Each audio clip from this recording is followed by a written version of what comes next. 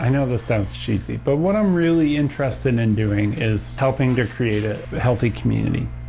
It's another way that people can express themselves in terms of art. We're big on having art programs that are accessible to everyday people. You know, about 1 out of 3 older adults has some sort of disability. We're able to make most of the equipment accessible to folks in wheelchairs or with other disabilities.